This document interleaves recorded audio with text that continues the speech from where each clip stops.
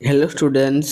तो आज आम +3 third semester history honours major paper 7 unit 1 Delhi रे सुल्तान शासन राजनैतिक ढांचा ये चैप्टर आज आम मोस्ट इम्पोर्टाट शॉर्ट क्वेश्चन 2 मार्किया एवं 5 मार्किया क्वेश्चन आंसर डिस्कस करबा। तो वीडियो को स्किप न करी शेष पर्यंत देखंतु। प्रथम क्वेश्चन कोन आछी 1206 ଖ୍ରୀଷ୍ଟାବ୍ଦରୁ 1526 ଖ୍ରୀଷ୍ଟାବ୍ଦ ମଧ୍ୟରେ ଦିଲ୍ଲୀରେ ଡେସ୍ଟି ସୁଲତାନ ରାଜବଂଶ ଶାସନ କରୁଥିଲେ ନା 5ଟି। ପରବର୍ତ୍ତୀ ପ୍ରଶ୍ନ ଚାଚନାମା ପୁସ୍ତକରେ ଆରବୀମାନଙ୍କର ଡେସ୍ ବିଜୟର ସତ୍ୟ ସମ୍ବଳିତ ବିଶଦ ବିବରଣୀ ପ୍ରଦାନ କରାଯାଇଥିଲା ନା ସିନ୍ଧୁ ବିଜୟର। ପରବର୍ତ୍ତୀ ପ୍ରଶ୍ନ ଡେସ୍ ପୁସ୍ତକ ମହମ୍ମଦ ଘୋରୀଙ୍କ ଭାରତ ବିଜୟ ଏବଂ 1206 ପର୍ଯ୍ୟନ୍ତ ଦିଲ୍ଲୀରେ ସୁଲତାନ ଶାସନର ବିଶଦ ବିବରଣୀ ପ୍ରଦାନ କରାଯାଇଥିଲା ନା ତବାକତ ଇ ନାସିରୀ ପୁସ୍ତକରେ। ପରବର୍ତ୍ତୀ ପ୍ରଶ୍ନ ତାରିଖି ମହମ୍ମଦୀୟ ବର୍ଷ ବର୍ଷ ଧରି ମହମ୍ମଦ ଓ ଡେସ୍ ମାନଙ୍କର ଜୀବନୀ ଓ ସାମରିକ କାର୍ଯ୍ୟକଳାପ ସମ୍ବନ୍ଧରେ ବାର୍ଷିକ ବିବରଣୀ ପ୍ରଦାନ କରାଯାଇଥିଲା ନା ଖଲିଫା ମାନଙ୍କରେ। ପରବର୍ତ୍ତୀ କ୍ୱେଶ୍ଚନକୁ ଆସିବା ଜିୟାଉଦ୍ଦିନ ମୁରାନୀଙ୍କ ରଚିତ ଡେସ୍ ସୁଲତାନମାନଙ୍କ ସମକାଳ ସମୟରେ ସମ୍ବନ୍ଧରେ ଏକ ମହାନ ପୁସ୍ତକ ତାରିଖି ଫିରୋଜ ଶାହୀ ପୁସ୍ତକ, ଯାହାକି ସୁଲତାନମାନଙ୍କ ସମକାଳରେ ସେଟା ଥିଲା ମହାନ ପୁସ୍ତକ ତାରିଖି ଫିରୋଜ ଶାହୀ। ପରବର୍ତ୍ତୀ ପ୍ରଶ୍ନ ତାଜୁଲ ମାସିରରେ ଡେସ୍ଙ୍କ ଜୀବନୀ ଓ କୃତିତ୍ୱ ସମ୍ପର୍କରେ ଓ ଇଲତୁତ୍ମିଶ ଶାସନର ଘଟଣାବଳୀ ସମ୍ପର୍କରେ ଉଲ୍ଲେଖ କରାଯାଇଥିଲା ନା କୁତୁବୁଦ୍ଦିନ ଆଇବାଙ୍କ ଜୀବନୀ। ପରବର୍ତ୍ତୀ ପ୍ରଶ୍ନ ତହକିକ ଇ ହିନ୍ଦ ପୁସ୍ତକର ଲେଖକ ଡେସ୍ ଭାରତର ହିନ୍ଦୁମାନଙ୍କର ସାହିତ୍ୟ, ଧର୍ମ, ଦର୍ଶନ ଓ ବିଜ୍ଞାନ ଆଦିର ପ୍ରଗତି ସମ୍ବନ୍ଧରେ ଆଲୋଚନା କରାଯାଇଛି ନା ଆଲବର୍ଣୀ ଭାରତରେ।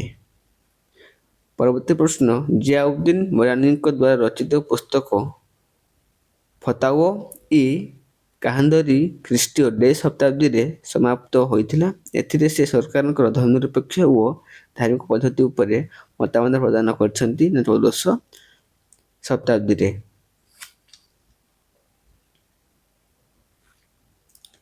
ନେକ୍ସଟ କ୍ୱେଶ୍ଚନ ଯିବା ଡେସ୍ ରଚୟିତା ଇବନ ବତୁତା 1349 ଖ୍ରୀଷ୍ଟାବ୍ଦରେ ଭାରତ ଭ୍ରମଣରେ ଆସିଥିବା ଏବଂ ଉକ୍ତ ପୁସ୍ତକରେ ସେ ମହମ୍ମଦ ଘୋରୀଙ୍କ ଜୀବନୀ ଓ କୃତିତ୍ୱ ସତ୍ୟ ଘଟଣା ଗୁଡ଼ିକ ଉଲ୍ଲେଖ କରିଛନ୍ତି ନା କିତାବ ଉଲ ଇହଲାହ ରଚୟିତା।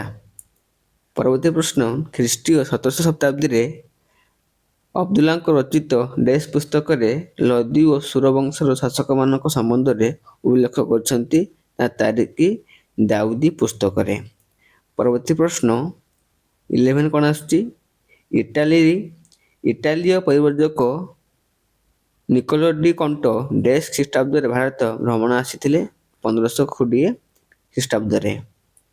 ପରବର୍ତ୍ତୀ ପ୍ରଶ୍ନ ଡେସ୍ ପୁସ୍ତକରେ ପୃଥ୍ୱୀରାଜଙ୍କ ସମ୍ପର୍କୀୟ ରନ୍ଥାମ୍ବୋର ରାଜା ମହମ୍ମଦଙ୍କ କୃତିତ୍ୱ ଏବଂ ମୁସଲମାନମାନଙ୍କ ବଂଶାବଳୀ, ରାଜପୁତନା ଅଧିକାର ଆଦି ସମ୍ବନ୍ଧରେ ଉଲ୍ଲେଖ କରାଯାଇଛି ନା ପୃଥ୍ୱୀରାଜେ ରାସେ ପୁସ୍ତକରେ। ପରବର୍ତ୍ତୀ ପ୍ରଶ୍ନ ଡେସ୍ଙ୍କ ରାଜତରଙ୍ଗୀରେ ପ୍ରାଚୀନ ସମୟରୁ 1149 ଖ୍ରୀଷ୍ଟାବ୍ଦ ପର୍ଯ୍ୟନ୍ତ କାଶ୍ମୀରର ଇତିହାସ ଏବଂ ରାଜବଂଶାବଳୀ ବର୍ଣ୍ଣନା କରାଯାଇଛି ନା କଳହଣଙ୍କ ରାଜତରଙ୍ଗୀରେ। ପରବର୍ତ୍ତୀ ପ୍ରଶ୍ନ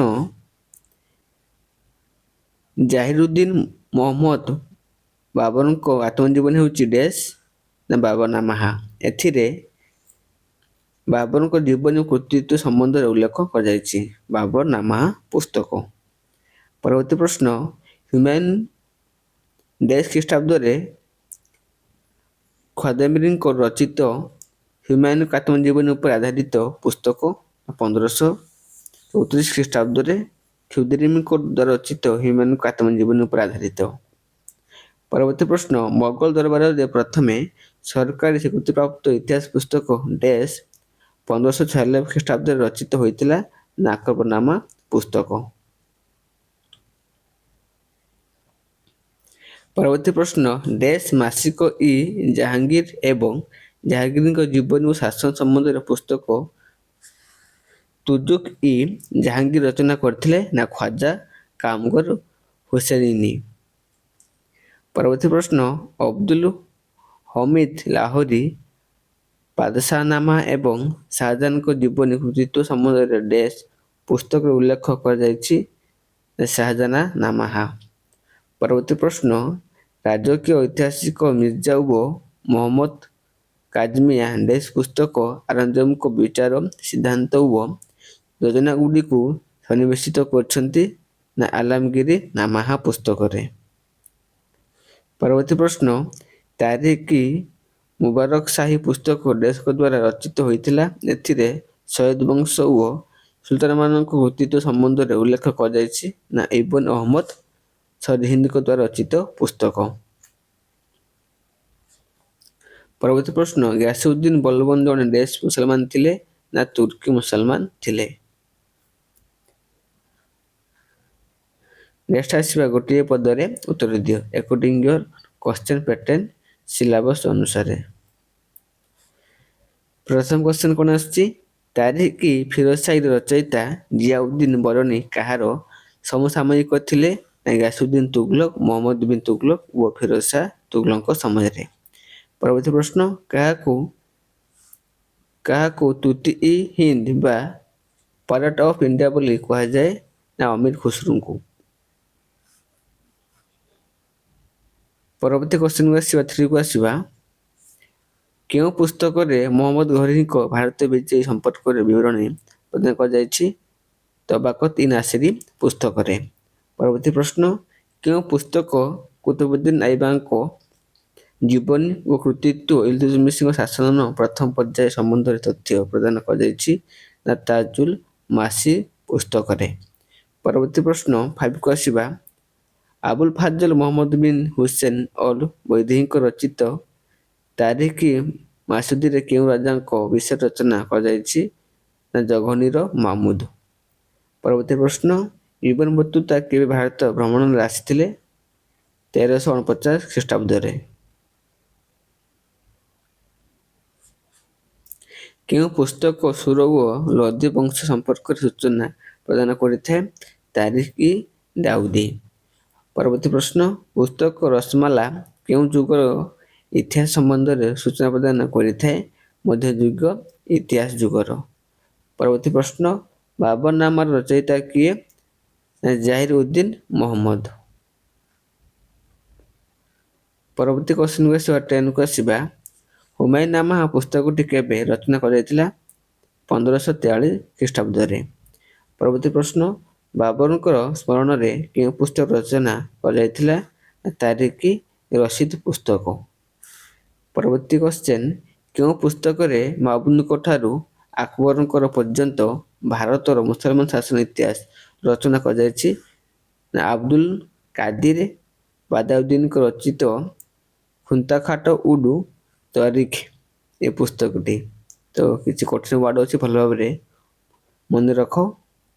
ପରବର୍ତ୍ତୀ ପ୍ରଶ୍ନ ମୋତିମଦ ଖାଁଙ୍କ ରଚିତ ଇକବଲନାମା ଇ ଜାହାଙ୍ଗୀରରେ କେଉଁ ରାଜତ୍ୱର ଇତିହାସ ସମ୍ବନ୍ଧରେ ବର୍ଣ୍ଣନା କରାଯାଇଛି ନା ମୋଗଲ। ପରବର୍ତ୍ତୀ ପ୍ରଶ୍ନ 14 କୁ ଆସିବା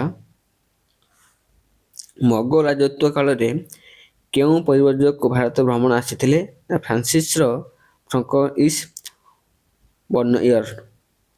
ପରବର୍ତ୍ତୀ ପ୍ରଶ୍ନ ଥମାସ ରେ ଏବଂ ଜନ ଫ୍ରାଏ କେବେ ଭାରତ ଭ୍ରମଣରେ ଆସିଥିଲେ 17ଶ ଶତାବ୍ଦୀରେ। ପରବର୍ତ୍ତୀ ପ୍ରଶ୍ନ ସୁଲତାନ ତାଙ୍କ ବିଶାଳ ସୈନ୍ୟବାହିନୀରେ ଜଣେ ଅଶ୍ୱାରୋହୀର ଦରମା କେତେ ଟଙ୍କା ରଖୁଥିଲେ 1800 ଟଙ୍କା ରଖୁଥିଲେ।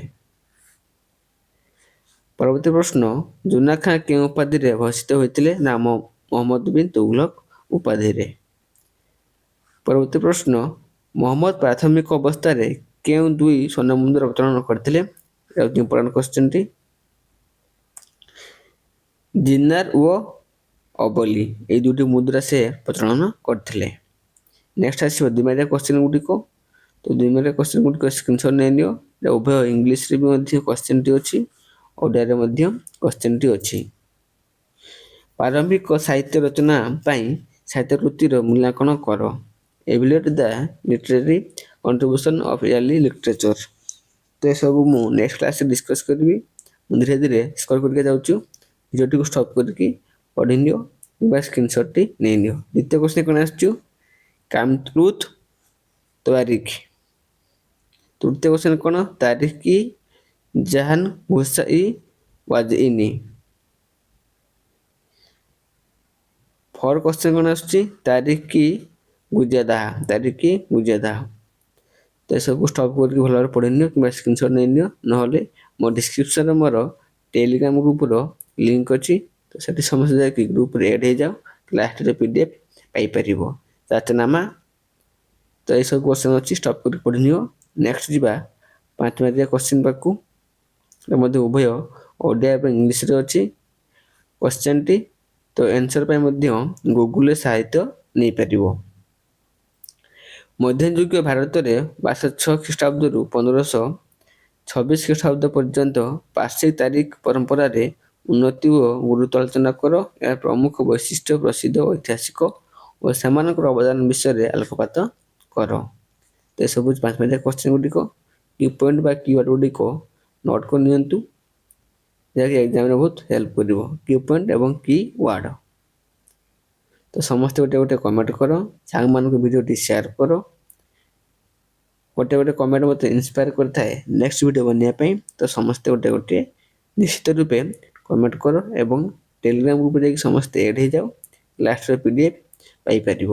Okay, thank you all.